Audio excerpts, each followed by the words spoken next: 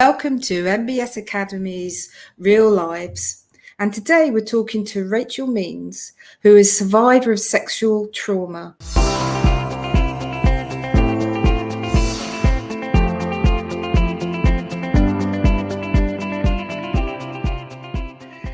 Hello Rachel, how are you today? I'm doing well, Jackie. How are you? I'm good. Thank you so much for coming on and talking to us today about a subject that has obviously had a major impact on your life.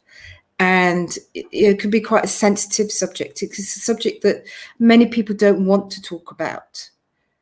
But I don't know about you, but I think it's quite an important thing to talk about, to bring out into the open.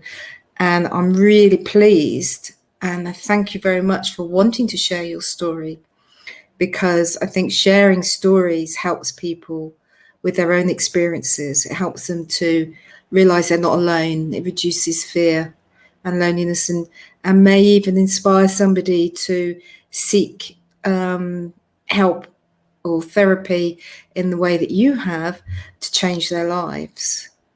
Yeah, absolutely. I think there's a stigma around talking about sexual assault and sexual trauma. And I think There the is. more that we talk about it, the more normalized it's going to become. And people will realize that they're not alone in this, and that they can talk to people, and that they can get help, and that they can get better and kind of be on track to a so-called normal life, if you will. Well, they said a survivor. I mean, you're now criminal psychologist. Is that right? Criminologist. Criminologist. That's right. Now, you told me a little bit about your background, but this actually starts when you were really quite young. Mm-hmm. Yeah. So, growing up, when I was about 6 years old, we lived next to a horse farm, and I would take riding lessons. And there was a person over there who became, I guess you could say, attached to me. They wanted to hang out and stuff like that. And I was 6. I didn't realize, anything was weird. But essentially, we would play these games. That's what I would call them. Okay. No red flags in my head, of course. I'm just like, oh, I have a friend. You're 6. Yeah, you're 6, right? And so it was a really weird time in my family life, because my older sister, she was 9 at the time, she suffered a traumatic birth, and she started having seizures when she was 9. And so my sister started having all these medical issues, and then my little sister was only 1 year old, so she was a toddler. But I remember, I can look back in my life like at that time and see a very distinct change in my personality. Right. I was like really outgoing as a kid, and then as the years progressed, I became really like recluse and like angry. But I never really could figure out why. And my parents didn't really notice the change either, because they were, focusing on my sister, obviously, and then their newborn baby. But that molestation went on for probably 3 years, until like I was around 9 years old, 9 or 10, where like puberty was going to be setting in soon. And I started to feel like a little bit uncomfortable with what was going on. Like that was the first time that I was like, okay, this is kind of weird. But I didn't think like, oh, this is molestation. I was just like, I don't want to do this anymore, kind of thing. Yeah. And so I stopped taking riding lessons and stopped going next door. Okay. Did your parents ever question why you stopped taking riding lessons, or did they just accept that you just didn't want to do it anymore? Yeah, no, they just accepted it. So it's a weird dynamic for our family, because they kind of attributed my behavior to me like attention seeking, because my sisters were like getting a lot of attention being a baby and being sick. And so they thought I was just like lashing out, kind of being a spoiled child. Yes, middle child. Right. They said I had middle child syndrome a lot. But as I got older, especially middle school was really hard for me. I got bullied a lot.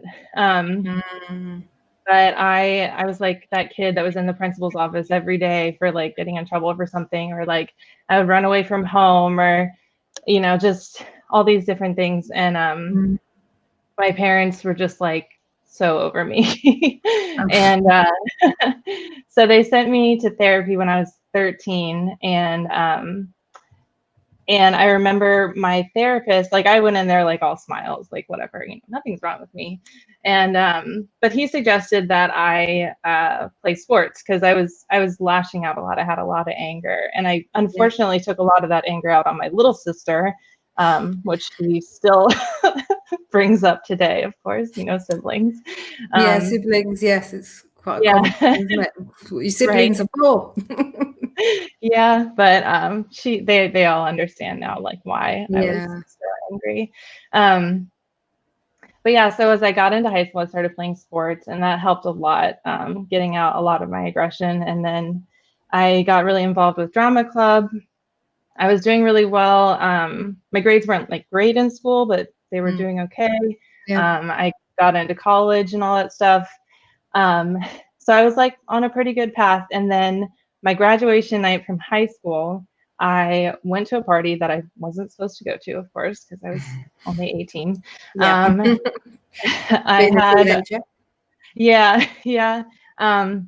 I definitely had some drinks, but that's not an excuse for what happened.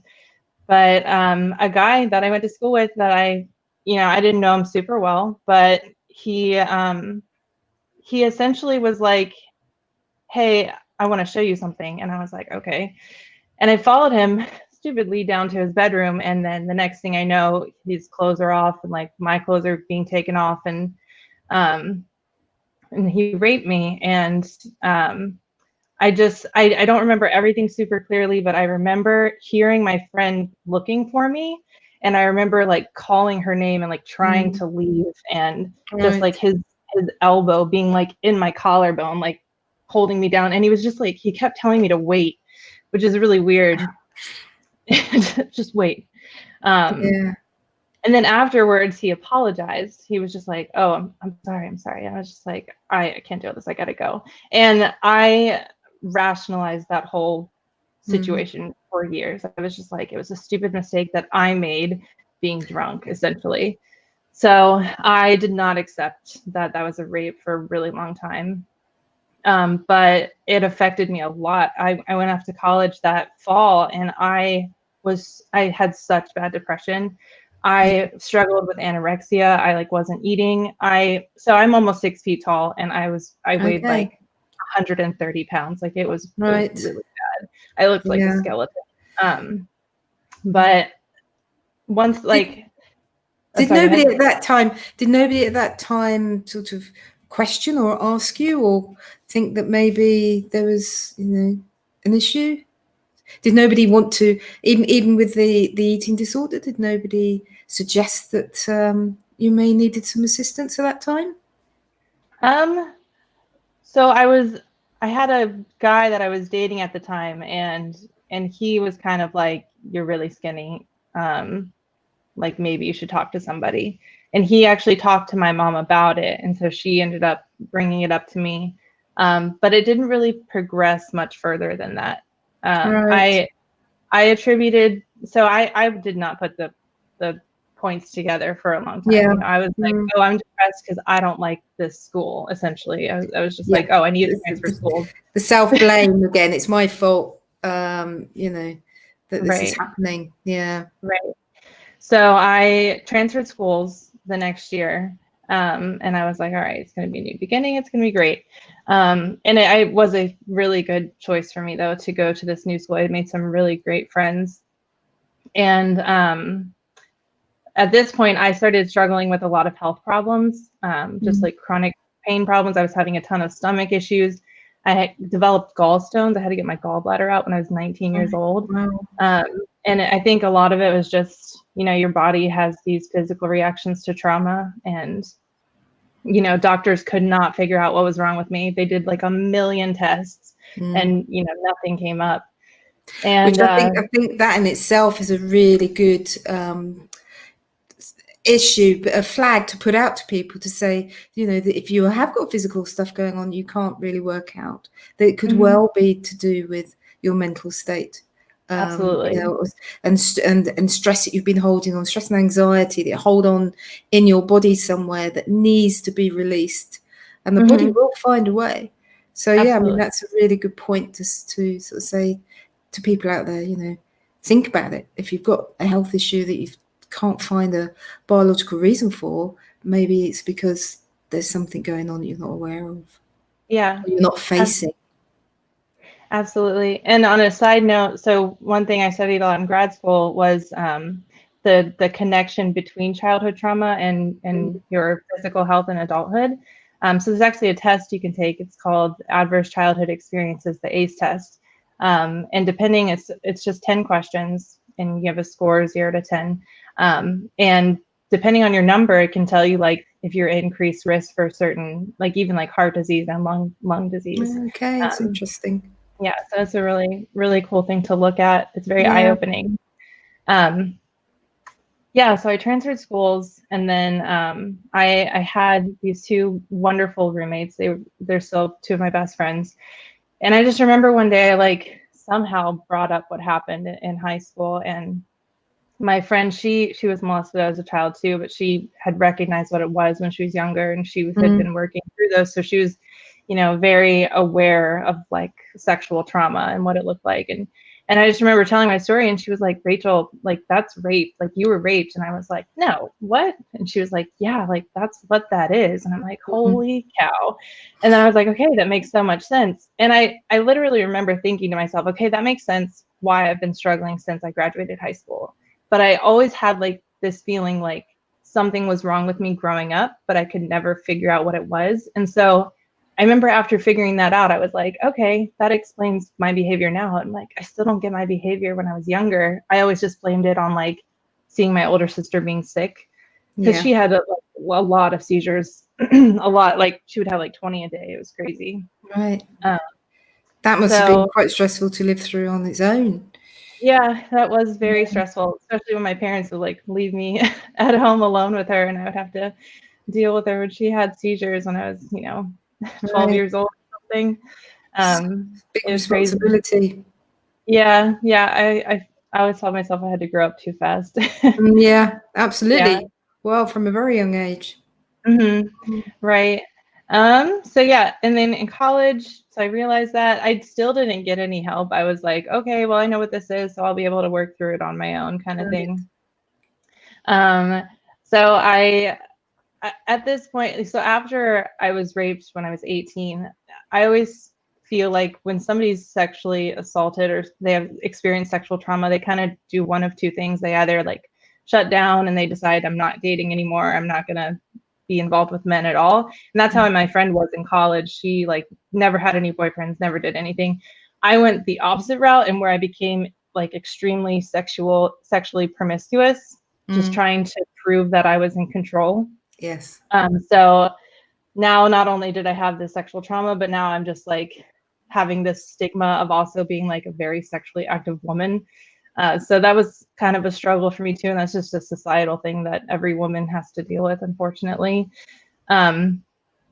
So yeah, I kind of had a label, I guess you could say, at that point. Yeah. So I finished college. Everything's okay. I mean, I still have a lot of chronic pain and health issues. And I had a second instance of, I would call it more of like a date rape, I guess you could say. I feel like that's society telling me that I should label it differently. It's still a rape. But I went out to a bar in my hometown, and I had a few drinks. There was a guy there trying to pick me up, and I was just like, no, like I'm over this. I don't want to go home with anybody. But I was too drunk to drive, and I had a friend there who I had literally known him since I was a child. Like we went to church together. Like our families like know each other. All the like, this classic childhood thing. So like a brother. There was, like a brother, and so he was like, you can just come crash at my place. It's not a big deal. And I'm like, cool. There like wasn't a shadow of a doubt in my mind that I would not be safe in that situation. But we get back to his house, have a couple more drinks, and he just gets like, you know, I don't even know how it progressed, but he was on top of me and things were happening. And I was pretty incapacitated at that point, because I mean, it's silly that I feel like, oh, I shouldn't have been that drunk, but at the same time, it's like I should be able to be drunk if I want to be, you know. You were with somebody that you trusted, that you Right. considered, you know, sort of, you've got a long relationship like that, that's like Mm-hmm. from childhood, it is like a brother sister relationship. Of course there'd be trust. And how do you Yeah. rebuild trust after something like that? I haven't talked to that person since. So, Well, yeah. yeah. But yeah, so he raped me, and I was like on the verge of like not being conscious. I feel like, Mm. you know, so I don't really remember all of it. And afterwards, I knew exactly what it was that time. There was no Yes. question in my mind that that's what it was. I was so angry the next day. Like I left in the morning and I went down to that friend, the same friend that, you know, told me that that's what rape is, Rachel, in the beginning. And I was just venting to her. I was so mad about what happened. I was like, I trusted this guy. Like I told him specifically I didn't want to go home and have sex with anybody. And then he does this. And it was just like a floodgate open in my brain. Like I started Right. getting all these flashback images of when I was a kid, of being molested. And I remember just like blanking and sitting there, and it was just like my friend read my mind. I started like babbling and she was just like, Rachel, were you molested as a kid? And I was like, yeah, I think so. And it was just so much to deal with. I was so overwhelmed at that point. So I went home. I wrote this really long letter just describing everything. And I gave it to my dad.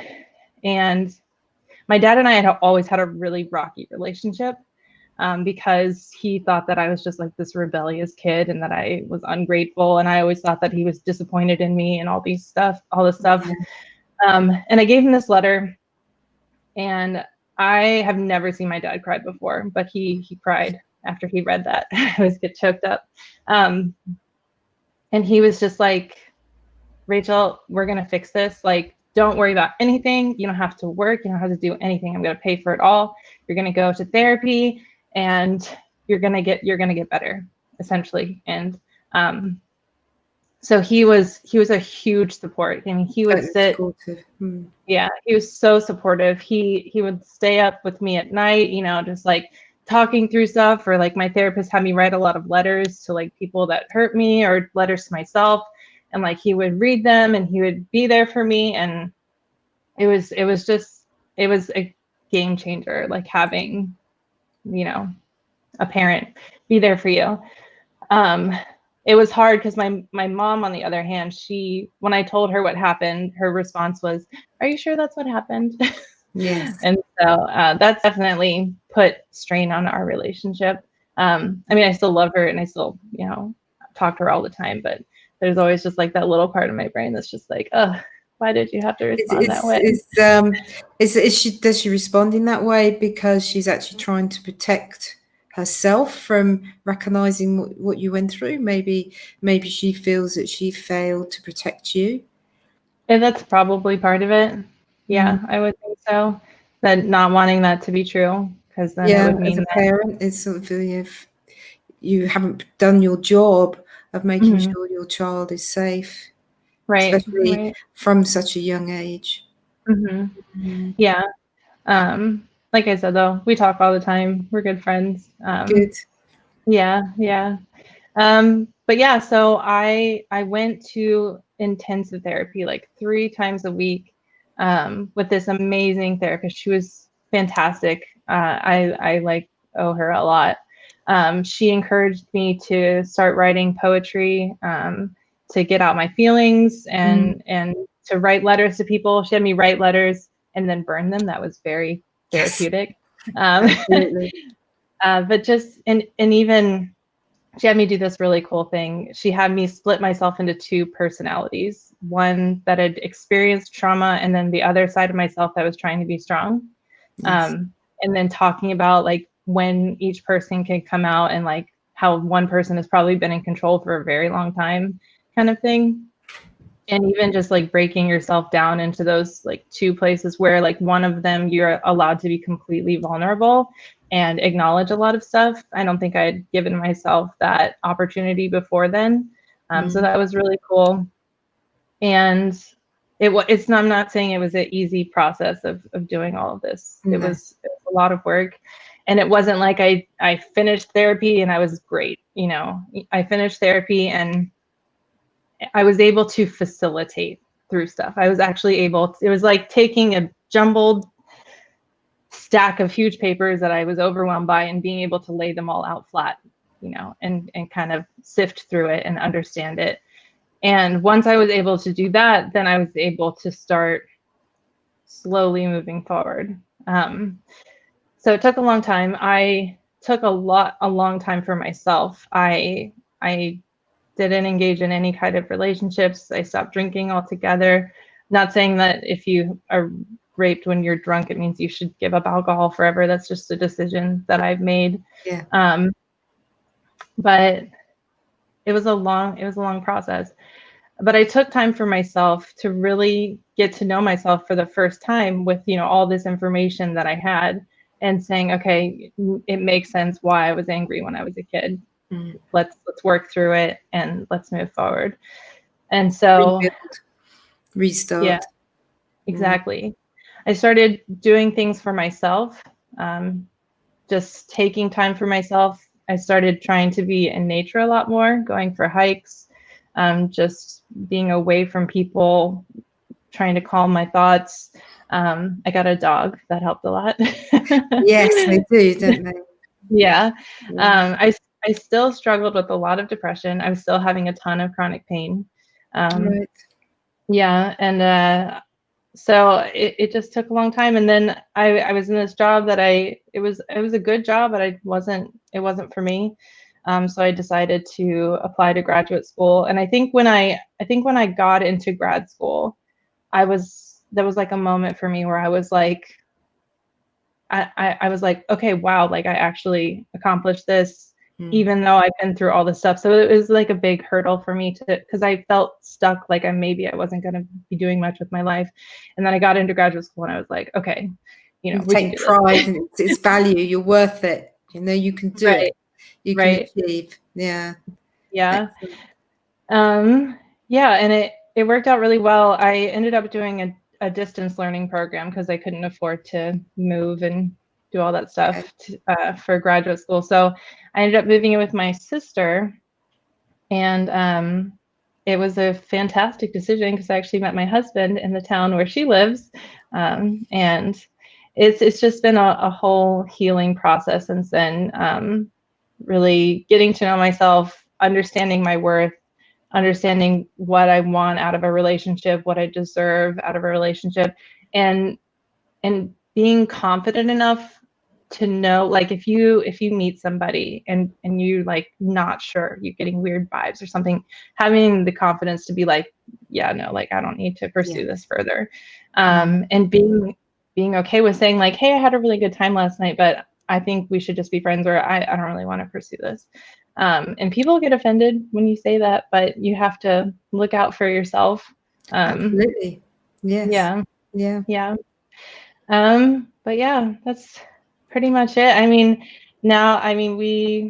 we've only been married for almost 5 months. We're newlyweds. Oh, wow. Excellent. Yeah. Lovely.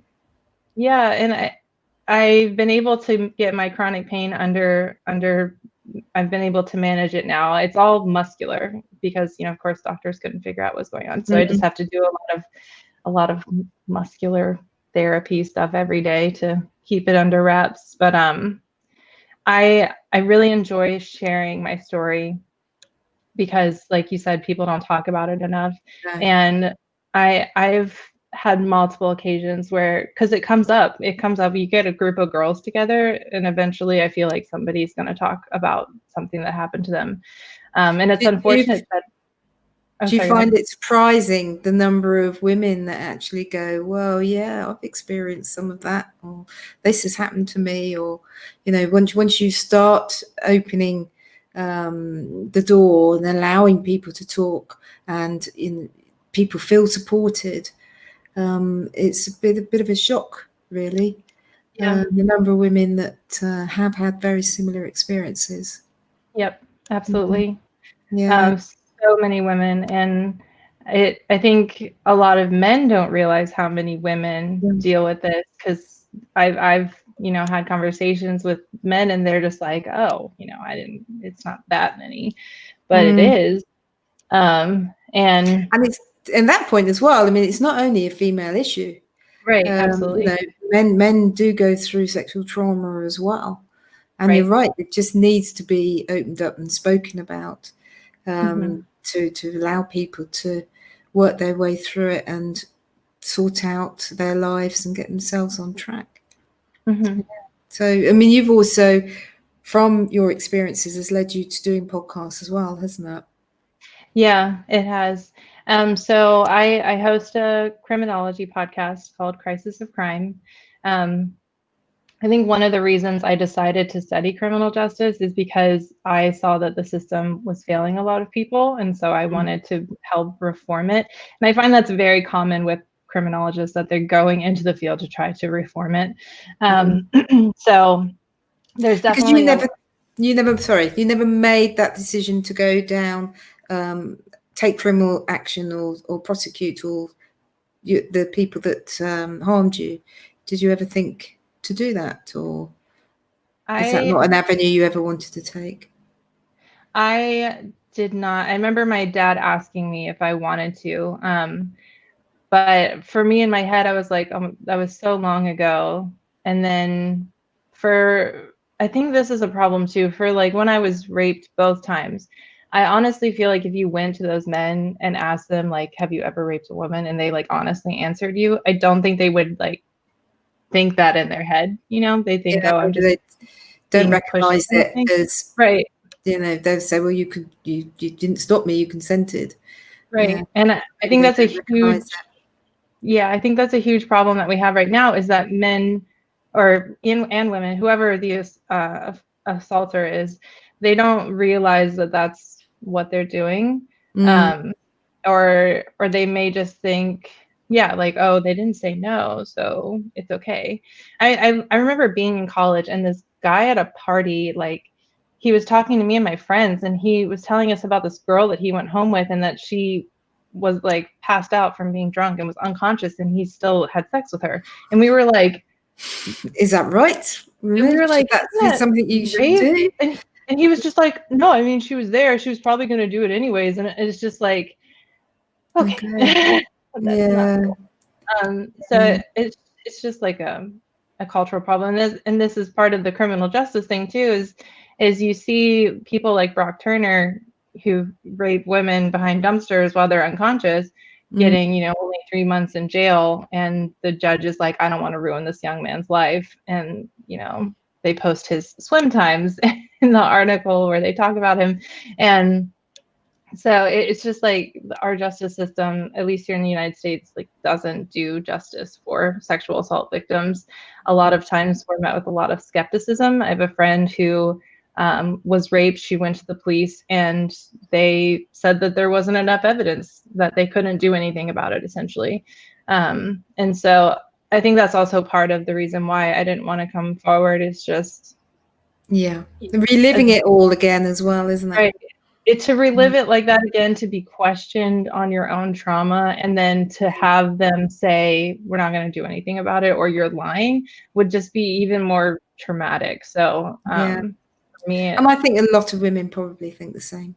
Yeah, I think so. I'm hoping with all the Me Too movement and Time's Up that things will get better. We see, people in high places getting arrested, like Harvey Weinstein and Jeffrey Epstein. But I know that we still have a really long way to go. Yeah. But the more that we talk about it, the more we normalize it, then the easier it will be for us to actually create change, because it's not going to be this taboo thing that nobody wants to talk about. Exactly, yes. Which is, again, you talk about these things on your podcasts. What sort of stories do you get on your podcast? Are they all sexually related, or are there other crimes as well? Yeah, so I cover a variety of crimes. Sometimes I'll dedicate a podcast. Like recently, I did one on the relationship between prostitution and human trafficking, because the majority of prostitutes and sex workers are victims of sex trafficking, around 89%. But prostitution is criminalized in the United States. So a victim is now being criminalized for something that they're not wanting to do. They're being held against their will. But for the podcast in general, it's usually different topics in criminology. It's not all just about sexual trauma. I do talk about oppression a lot and how that leads to criminality. So like the feminist theory of criminality suggests that the patriarchy and the oppression of women causes women to commit crimes. So stuff like that. Yeah, so I always try to take. I shall find your podcast and I will listen to them for sure. Sounds really interesting. Rachel, it's been absolutely lovely talking to you, and I'm so pleased that you're sharing your story and, you know, making, as you say, normalizing it, giving people confidence to be able to talk about these things. So I'm really, really grateful. Thank you very much for being on today. And if everybody's enjoyed this podcast, then please like, share, and we'll see you soon. Thank you. Thank you.